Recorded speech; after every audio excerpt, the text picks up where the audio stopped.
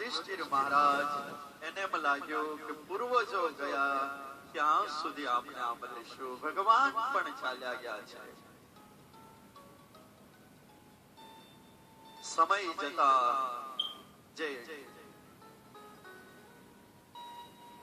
પરીક્ષિત મહારાજ હતા ધીરે ધીરે થોડા મોટા થયા છે, સમજણાર થયા છે, ખૂબ ગુણિયલ છે અને આ ખૂબ મહાન છે. કેમ? જેણે ઉદરમાં જ ભગવાનની ઝાંખી કરી હોય એ કઈ જીવ સામાન્ય તો હોય નહીં.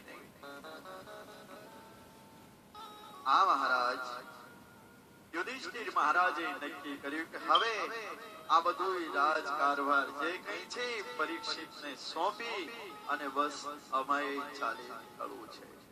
અને રાજકારભાર સોંપી દઈ પાંચેય પાંડવો દ્રૌપદીની સાથે હિમાલયની યાત્રાએ નીકળી પડ્યા છે. છોડી દીધું છે.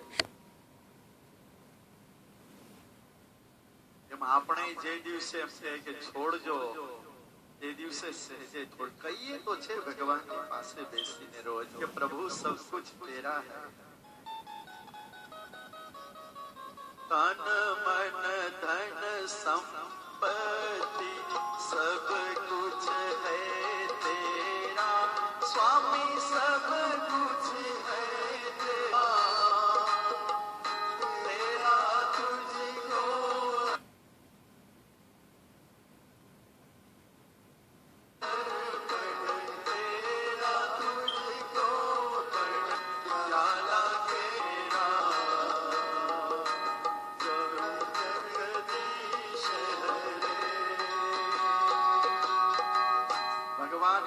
મૂર્તિમાંથી બહાર આવીને એમ કે લાઈને ચેકમાં બધું આ જે કઈ છે લખી આપને મને,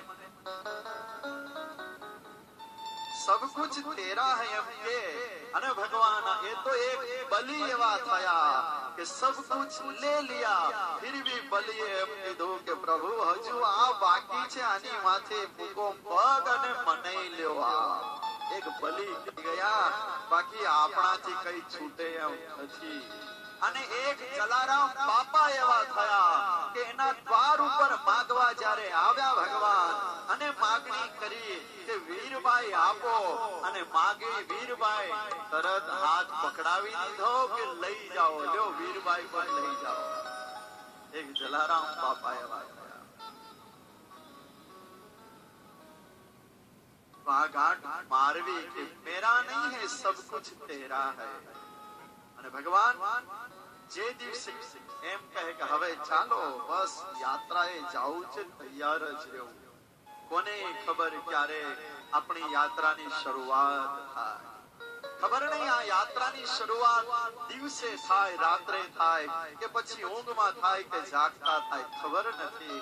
તૈયાર બિસ્તરા પોટલા રાખીને બેસવું, અને જે દિવસે આપણને એમ કહેવામાં આવે કે ચાલો હવે તમારો સમય થઈ ગયો, બસ ભલામણ કોઈને કઈ કરવાની બાકી રહે નહીં, તૈયાર રહેવું, ઉપડી જવું તરત.